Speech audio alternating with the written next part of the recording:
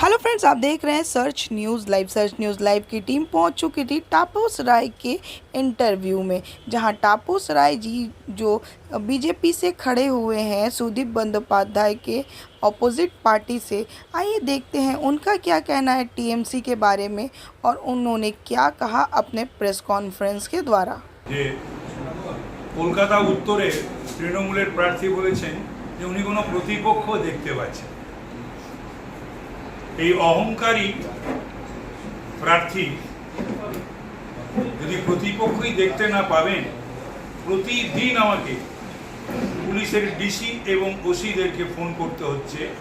প্রতিদিন উনি ওনার দুর্বৃত্তদের ছেড়ে দিয়েছেন আমার ফ্ল্যাগ, আমার ফেস্টুন, আমার ব্যানার ইত্যাদি প্রভৃতি খুলে দেওয়া বা ছিঁড়ে ফেলার জন্য। প্রতিদিনই এই ধরনের অভিযোগ করতে করতে আমার সহকর্মীরা ক্লান্ত। এত গণতন্ত্রপ্রেমী জাতীয় পর্যায়ের একটা নেতা, তার নিজের প্রতি এতটুকু আস্থা নেই, তার কর্মীদের প্রতিও তার আস্থা ভরসা নেই এবং সাধারণ মানুষের প্রতি নেই। এত তিনি কাজ করেছেন, পারফর্ম করেছেন যে তিনি গণতান্ত্রিক বন্দোবস্ত এবং ব্যবস্থার কথা বহুবার তার মুখে আমরা শুনেছি, কিন্তু এই ঘটনাটা কলকাতা উত্তরে কিন্তু বেশ কিছু জায়গায় ঘটেছে। মানে নয়, সাংসদও চান না, তো সাংসদও নিজের চান না যেখানে কেউ একটা বড় পদ বা একটা বড় মন্ত্রী কেউ হোক, তাহলে যে ওকে ছাপিয়ে যাবে। ও তো নিজের ক্যাপাবিলিটি কতটুকু সেটা তো জানে, সেই জন্য ও চায় না, আর হয়ও না। এমনি উত্তর অবলিত বঞ্চিত, তারপরে উত্তরে যিনি সাংসদ ছিলেন, বিদায়ী সাংসদ, তিনিও এগুলো চান না। তারপরেও তিনি উত্তরের মানুষের ভোট আশা করে তৃণমূল এবং তৃণমূল প্রার্থী।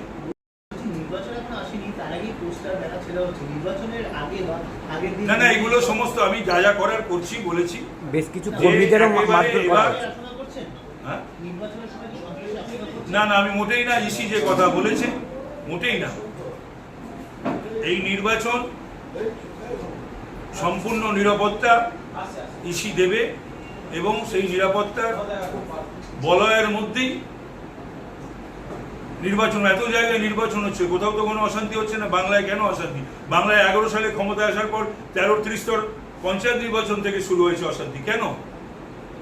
এত উন্নয়ন, এত কাজ, এত পপুলার গভর্নমেন্ট, তারপরেও মানুষের ওপর আস্থা থাকে না কেন, ভরসা থাকে না কেন? লুট করে দুর্বৃত্তরা, এবারে নির্বাচনে দুর্বৃত্তরা তাদের প্রতিনিধি ঠিক করবে না কলকাতা উত্তরে।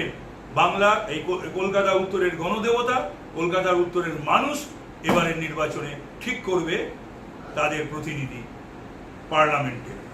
তো সেই ধরনের কথাই বলছে বা বলেছে, আমি যতটুকু জেনেছি। যদিও এটা একেবারে তাদের অন্তর্দলীয় বিষয়, আমার এই বিষয়ে কোনো প্রতিক্রিয়া দেওয়ার ইচ্ছা নেই। বলার কিছু নেই। তো আমি আগেও বলেছি, এখনো বলছি যে একটা জাতীয় পর্যায়ের নেতা, তাকে প্রয়োজন হতে পারে অন্য প্রার্থীদের, তার এখানে কেন প্রয়োজন পড়ছে মমতা ব্যানার্জিকে বা ওই ছোট্ট বাচ্চা ছেলে বলে অভিষেককে? এটাই আমার জানার ইচ্ছা। কিন্তু ঘোরতর তো সকলেই জানেন দলের মধ্যে যে ঘোরতর অভিষেক বিরোধী। এখন অভিষেককে ধরতে হচ্ছে যে যাতে ও এখানে এসে মিটিং টিটিং করে। তো এটা আমার মনে হলো বলার, তাই বললাম। 100 বার বলবো এই ধরনের কথা, কারণ জাতীয় পর্যায়ের নেতা তার আবার দরকার পড়বে কেন? এত তিনি কাজ করেছেন, পারফর্ম করেছেন, এত সাংসদ হিসাবে, এত জনপ্রিয় সাংসদ, তার লাগে কেন? লাগার কথা। সাধন পান্ডে মারা যাওয়ার পর আজও পর্যন্ত সেখানে কাউকে মন্ত্রী করা হয়নি। সাধন পান্ডেকে মন্ত্রী করা হয়েছিল কনজিউমার অ্যাফেয়ার্স। আমাদের মানিকতলার বিধায়ক ছিলেন তিনি, আপনারা জানেন। কিন্তু সেই সাধন পান্ডেকে তৃণমূলের যিনি প্রার্থী, তিনি বলতেন পাল্লা বাটখারা মন্ত্রী। তিনি অপমান করতেন এবং সত্যি কথা সাধন পান্ডেকে তার থেকে আর কোনো তার প্রমোশন হয়নি, তিনি আজ আমাদের মধ্যে নেই। নারী শিশু কল্যাণ মন্ত্রী শশী পাজা, তাকে শিল্প দেওয়া হয়েছে, কিন্তু শিল্পে বিনিয়োগ বিদেশ যাবেন এবং মুখ্যমন্ত্রী শিল্প সচিবকে সঙ্গে নেন, কিন্তু শিল্প মন্ত্রীকে সঙ্গে নেন। তো সুতরাং অল দিস এর দিয়ে মানে এইভাবে কলকাতা উত্তরকে বঞ্চনা করেছে। কলকাতা উত্তরকে ব্যবহার করা হয়েছে, যেখানকার এত কাউন্সিলর, সেটা ব্যবহার করা হয়েছে শুধু সংখ্যার জন্য। ভোগ করবে দক্ষিণ, সাফার করবে উত্তর। তো সুতরাং কলকাতা উত্তরের মানুষ জানতে চান যে আমরা ভালো মন্ত্রী, ভালো দপ্তরের মন্ত্রী পাই না কেন, মর্যাদা পাই না কেন, মেয়র পাই না কেন, চেয়ারম্যান পাই না কেন। এর উত্তর আশা করব যখন তিনি প্রচারে আসবেন, তিনি রাখবেন, তিনি দেখবেন। থেকে রাজধানী থেকে, জমি দখল থেকে, হেন এবং অস্ত্র জড়ো করা থেকে এবং আন্তর্জাতিক র্যাকেটের সঙ্গে যুক্ত একজন দস্যু। সুতরাং তাকে সার্টিফিকেট যতই দিক মাননীয় মুখ্যমন্ত্রী এবং শোভনদেব চট্টোপাধ্যায়, বাংলার মানুষ শেখ শাহজাহানদের চিনে ফেলেছে, জেনে ফেলেছে এবং তাদের পৃষ্ঠপোষকদেরও চিনে ফেলেছে, জেনে ফেলেছে। বলবো মানে এর থেকেই বোঝা যায় যে কলকাতা দক্ষিণ হোক বা কাঁথি হোক, এর থেকেই বোঝা যায় যে কতটা ভীত ত্রস্ত তৃণমূল কংগ্রেস। তো যাচাই করতে হবে, ভিডিও তো ফেক ভিডিও বহু শুনেছি আমি, তৃণমূলকেও বলতে শুনেছি বহু, আবার অনেক ঘটনায় বলতে শুনেছি সাজানো নাটক, গল্প ইত্যাদি। তো আজকে আমরা বলছি যে সমস্ত ভিডিও তৃণমূলের থেকে প্রকাশ করা হয়েছে তা সাজানো, তা গল্প, তা নাটক, তা ফেক ভিডিও না। বিষয়টা হচ্ছে যে রাজ্যপাল একটা কনস্টিটিউশনাল পদ এবং তিনি হচ্ছেন constitutional head of the state. সুতরাং তিনি এরকম কোনো সিদ্ধান্ত নিতেই পারেন, বলতেই পারেন। করা হয়েছে বেলেঘাটায়, করা হয়েছে ইন্টালিতে, করা হয়েছে। এর আগেও তো আপনি ইলেকশন কমিশন জানিয়েছিলেন, বলতা এর আগেও ইলেকশন কমিশন জানিয়েছিলেন। সর্বত্র জানিয়েছি, সব কাকে জানিনি, কাকে জানাইনি, লিখিত মৌখিক ফোনে সকলকে যা যা জানানোর সব জানিয়েছি। মানে গণতন্ত্রের প্রতি এতটাই আস্থা, নিজের প্রতি এতটাই ভরসা এবং মানুষের প্রতি এত, জাতীয় পর্যায়ের নেতা এত কাজ করেছেন, তাকে কেন তিনি যাবেন অন্য কারুর প্রচারে, তার প্রচারের জন্যে শরণাপন্ন হতে হয়, এতগুলো করে নাকি করতে হবে। ভালো, তিনি আরো বেশি কিছু মিটিং করান, তাতে আমার আপত্তি নেই। কিন্তু আমার প্রশ্ন হলো যে এই কথার উত্তর কিন্তু যারা ঢুকবেন নিশ্চয়ই তারা অনেক কিছু বলবেন, তারা বিজেপিকে আক্রমণ করবেন, অনেক কিছু বলবেন, বঞ্চনার কথা বলবেন। উত্তরের বঞ্চনার কথার উত্তরও তাদের দিতে হবে একেবারে, এটা বলার অপেক্ষা রাখে না।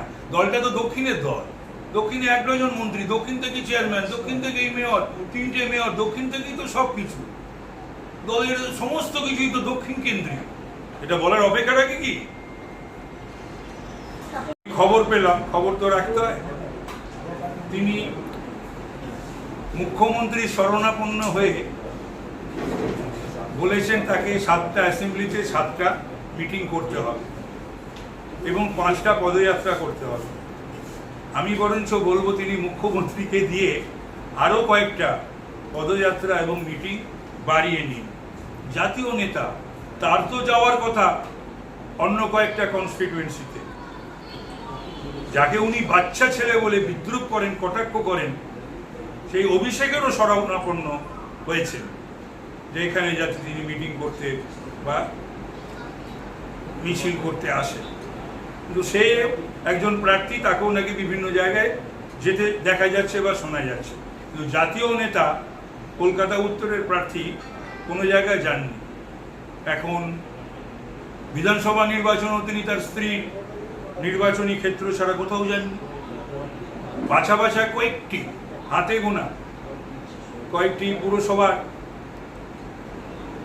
প্রচারে ছাড়া তিনি সকলের কাছে যাননি। এখন তিনি এই ধরনের